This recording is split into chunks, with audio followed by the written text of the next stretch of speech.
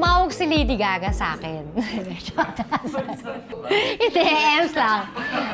Lady Gaga once said, "My apartment is my stage. My bedroom is my stage. But those are stages you're not allowed to see." Pero iba naman tayo, di ba? Nilantad ko na yung buong buhay ko. Parang magkakilala na, parang pinsan-pinsanan na tayo. So eto na, ipapakita ko sa inyo ang kwarto ko sa Paris. Ang kwarto ko sa Paris. Halika na! Hindi na, walang kailangan na visa dito. It's just a very sweet room. And then, nung ginawa ko to, wala akong interior designer. So, as you can see, magulong-magulo siya because that's me. I like to be surrounded by memories, items that I find very interesting. So, a lot of the stuff here, I hand-carried with me from the Philippines, and a lot are just like given by brands or, you know, gifts from friends. This is a cute Saletti lampshade that I got that I always wanted, and they had it when I was here. Sa bedroom, doon na kami nag-aayos. Guys, in 5 minutes, we exit frame. In 5 minutes, Ate Maren, Early in the morning. Ganun din ang kalakaran namin dito sa Pilipinas. Maaga kami mag-uumpisa, doon na kami mag-aayos. Kasi after that, pag nasa Fashion Week na, sa kotse na ako mag-aayos. If I don't make it, then I don't make it. What can I do? I did my best, right? Ano yan, sakit ng kamay ko. So, importante talaga na meron kaming makeup chair, yung usual na mga ganap, lahat ng mga sponsor na makeup, lahat ng mga dala kong makeup para wala nang bili-bili doon, dinala ko na rin sa Paris. This is where I do my glam.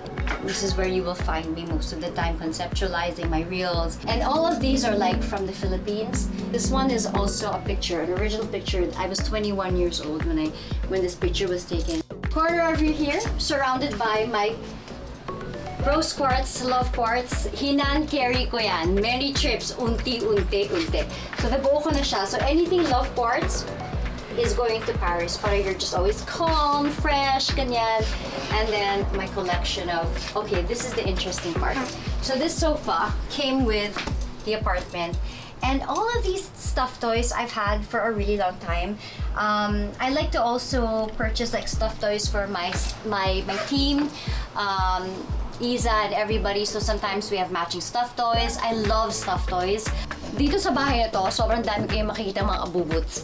So, because that's me. So this is like my personal collection since I was very young. This is a German Shepherd. That's Yogi. And then this is Shooty. I try to also get like, this is Khaleesi. Casper, where's Casper? Casper's here. Yan. Yun yung mga past dogs ko. Another closet over here kasi hindi na talaga kasya ang aking buhay sa apartment na to. But you know, I just find it so refreshing that everything I need is here. Another reason why na I feel at home sa Paris kasi nagkaroon na rin ako ng mga kaibigan doon. Madali pa naman ako maligaw. So, for the first time sa buhay ko, pwede na ako maging ways sa Paris, di ba? This is Heart, welcome to Paris. Turn left, ganyan. And of course, the photographers na madami rin akong pinagdaanan sa kanila.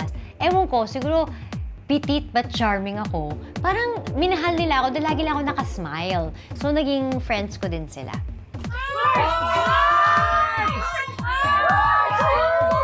And then another reason why I feel very at home is because nagkaroon din ako ng Heart World community doon. We love you, Heart! We love you, Heart! We love you, Heart!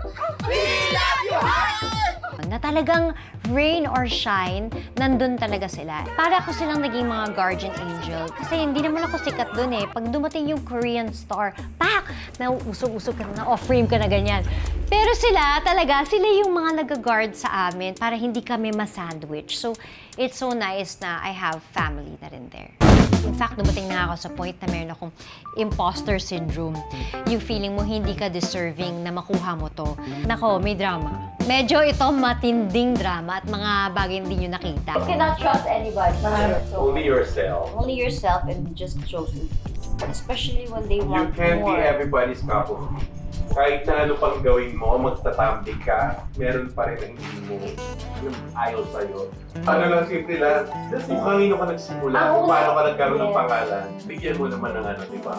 I really felt like maybe to a point na minsan hanggang ngayon, hindi ko pa rin ma-forgive yung sarili ko kasi at the end of the day, kahit sila yung mga kasama ko noon, ako pa rin ang gumawa.